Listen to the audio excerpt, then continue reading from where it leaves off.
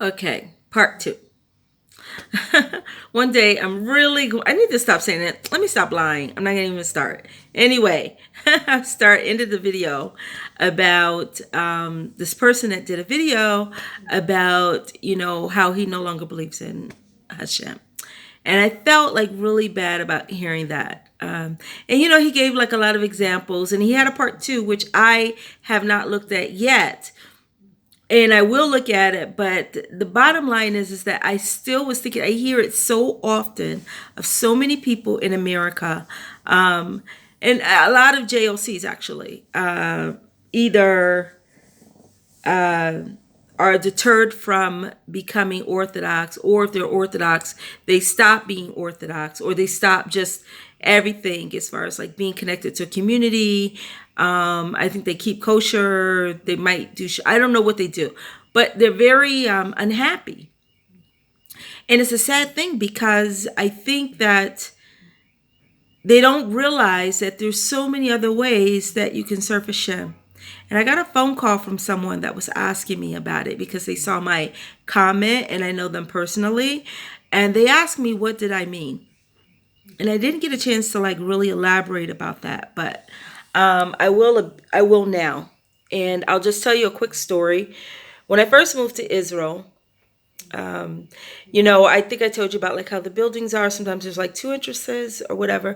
And the first building that we moved in was all Israeli, and we were the only Americans in the building. There were some people that spoke English a bit, but we were the only Americans, and we were the only Americans that made Aliyah to that area, which was like a very Haredi Israeli neighborhood and a Dati Lumi community. And people like to say Dati Lumi are like modern Orthodox, but it isn't necessarily true.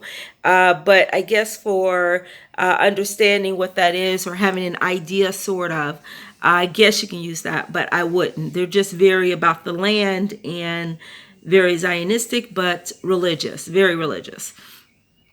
And they don't necessarily wear black and white. That's what I think the difference is.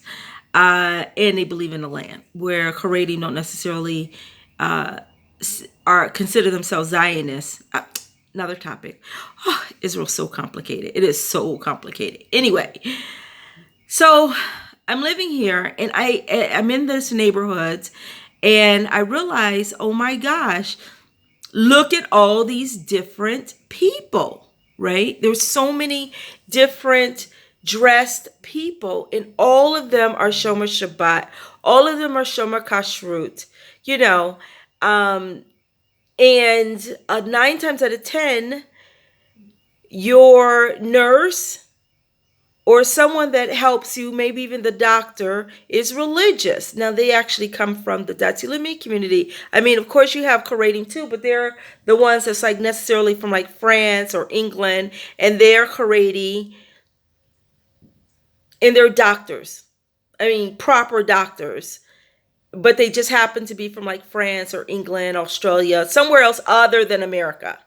And they're not Balchuvas. They're like FFBs. So it's an American thing to think, you can't go to college, or if you go to college, you're considered like modern, or if you wear like, if you have like personality style in your dress, you're considered modern.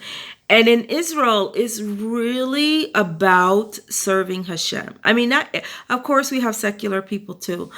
But all in all, people are serving Hashem.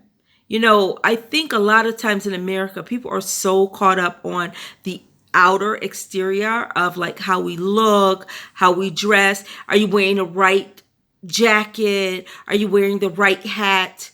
How is your shato?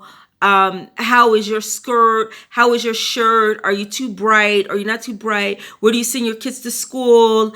My father, I have yichus. All these things are such stuyot. None of it has anything to do with what Hashem asks us to do. None of it.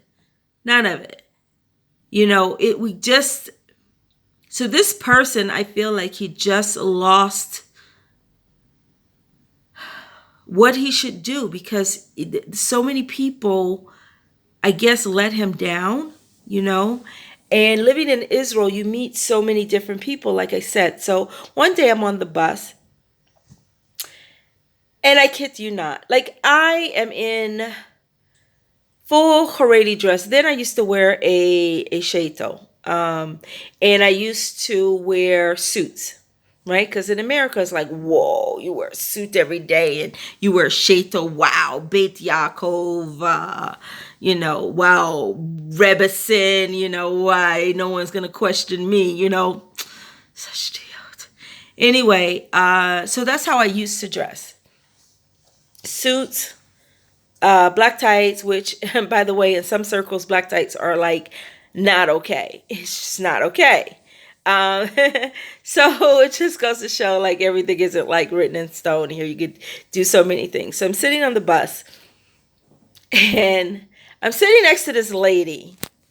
She's got on a spaghetti. Whoop, she's got on a spaghetti strap shirt, and she has on some shorts.